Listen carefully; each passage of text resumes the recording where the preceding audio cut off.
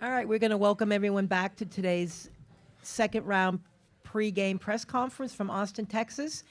We are featuring number 8 seed Illinois. Right now, joining us on the podium will be student athletes, freshman forward Barry Wallace and senior forward Brynn Shoup-Hill. Ladies, congratulations again on the win last night, and Thank you. we're going to take some questions from the media here in Austin, Texas. First question is going to come from Danny Davis, and he is with the Austin American-Statesman.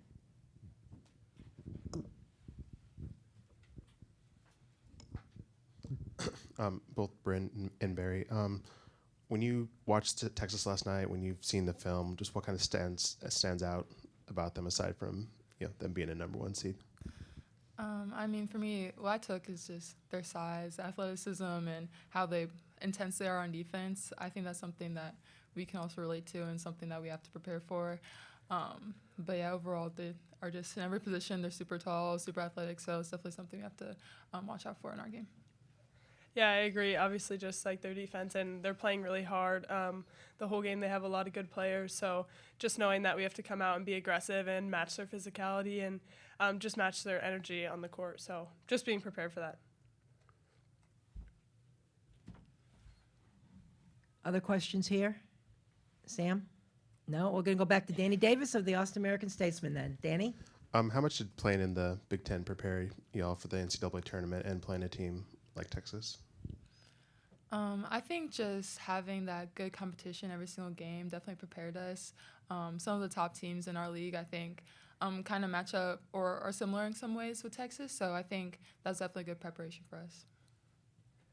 Yeah, I think it was super good just playing in the Big Ten. I think we even saw it last night, just like knowing that we play in a really good conference and there's a lot of good players. So we're meant to just match up with these teams that we're going to be playing against. And I agree, like a lot of teams are similar. There's one of every kind of team in the Big Ten. So just knowing that we're ready and prepared to play anyone that we see in the tournament. Yep. Barry, Texas has a couple of good freshmen who are contributors and play. They got their first NCAA tournament experience last night. What was that like for you to get your first NCAA tournament, make that debut, and kind of get to play on a big stage as a freshman? Yeah, it was super exciting. Obviously, just like really high energy. It was just cool to get to play even on this court too, and with a bunch of fans watching us. So it was just really fun. I was glad that we were able to get to win, and just excited to keep playing more competition and against better teams. You all set, Danny, with your questions? All right. Once again, I don't see any raised hands functions from anyone joining us on Zoom. So, ladies, I think we'll say congratulations again to you. Thank you for coming up and answering a few questions, and best of luck to you tomorrow. Thank you. Thank you. Again, we'll be joined by Illinois head coach Shauna Green in a few moments, and a reminder that the locker room is open. For media availability, the Illinois locker room is open until 2:45.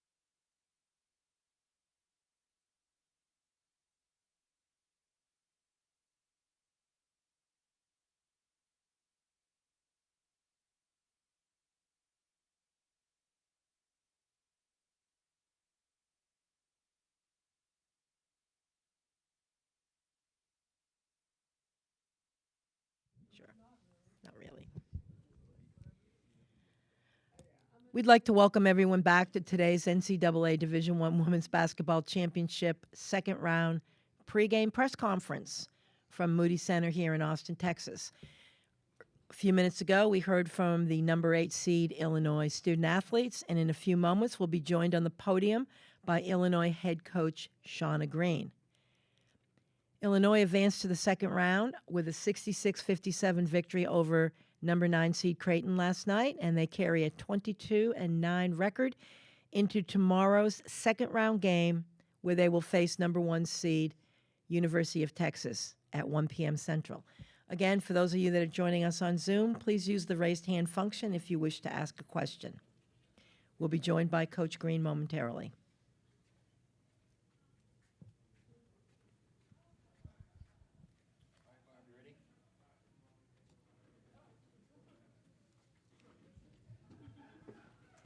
Hello, Coach. Hi, how are you?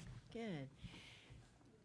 Folks, we are happy to welcome back to the podium Illinois head coach Shauna Green. Coach, good to see you again today. And if you could just open with this statement, and then we'll take questions from everyone here.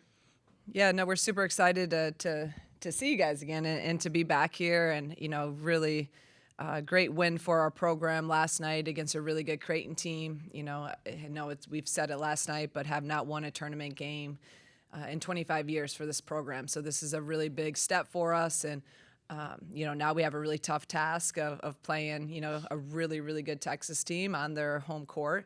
But that's what the NCAA tournament's about. So, you know, we had one day of prep and, you know, feel good about where we're at. And now it's about just going out there and competing and leaving everything you got on the court tomorrow. All right, we'll take questions from the media here in Austin again. Just please state your name and affiliation. Shauna Joey Wagner, Illini Inquirer. This is your third game in a month against a number 1 seed in the tournament on their home floor. So, like, what have you guys learned from those first 2 experiences that you hope can carry into tomorrow? Yeah, that's what we told our team, you know, just in our film session back at the hotel, is that, you know, we just played UCLA and USC, you know, a couple weeks ago on their home court and had opportunities in those games. And I think that we can learn a lot from that. Texas is going to be similar. I said this is kind of think USC, UCLA in terms of physicality, length, athleticism. So I think that that's a real good prep for us. Obviously, Texas is Texas, and they bring a little bit different elements and challenges as opposed to those teams, but same type of feel. And you're going to have to come in and you got to play. Obviously, you got to match their physicality. We got to really take care of the basketball against them.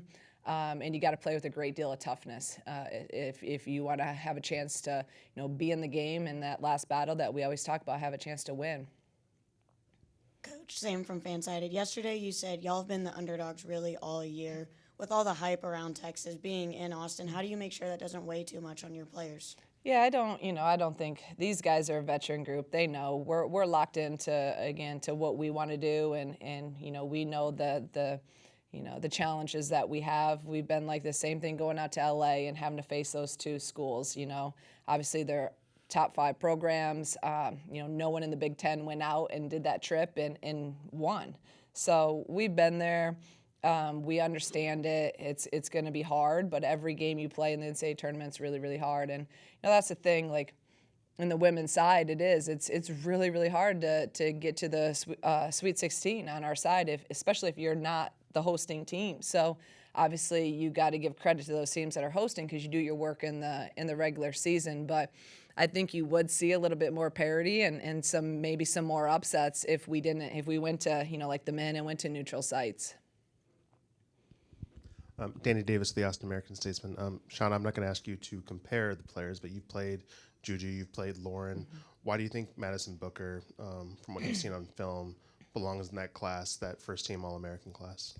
Yeah, I hadn't watched her as much as even just, watching her last night live and then watching her on film. And, I know obviously my assistant, Coach Mack, has, coached at Texas and has bring a lot of her experience and of with their overall team of what we're going to expect. And then obviously just seeing them last night and seeing like a player like herself, she's on another level. She's up there with all of them. Her size, her just smooth, her ability, her mid-range game. Her athleticism, she can do so many different things on the court, and we'll be undersized against her, who we put on her. So it's going to be a really hard guard for us. But yeah, she's a little bit different in my mind than like a Juju or some of them, but she's obviously an elite player and deserving of being that first team All-American.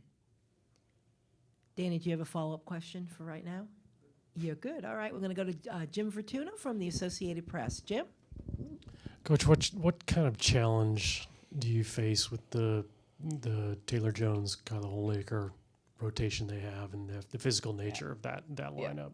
Yeah, that's one thing I think that you see right away from them. Obviously, their size is imposing, but they're so physical, and that's something. Again, I think a couple weeks ago having to guard Lauren Betts, having to guard a Kiki. Similar, where Betts is really, she's physical. She's gonna try to bury you and get those elbows up and fly around in there too. So I think that's gonna help prepare these guys of what it feels like. But the thing about Texas is, yes, they have multiple. Jones goes out, you bring Oldacre in, and Oldacre's, we recruited her when I was at Dayton. I mean, it feels like 20 years ago. I'm like, isn't she out of eligibility yet? But she's just a great player who's played really well here. And Jones is just their size alone. But I did tell our kids, like, you think you got fouled yesterday and you thought yesterday was a physical game? You have no idea. We gotta ramp up and be able to match that, be ready for it, and not let it affect us, because this team is physical. They're tough. They're gonna get into you, and you're gonna get fouled, and they're not gonna call it, and that's okay. We got to continue to be mentally tough and physically tough. Shauna Green from the Champaign News-Gazette. Just KB and the matchup she's faced in the Big Ten. Just how much do you feel like that's helps her in this matchup on Monday, and what is it about her that she's able to have the success that she's had against some of the bigs in the Big Ten? Yeah, I think that obviously the experience she's had throughout her years here of having to guard, she hasn't grown, right? So she's always been 6'1", so she's used to having to play 6'5", 6'6", 6'7".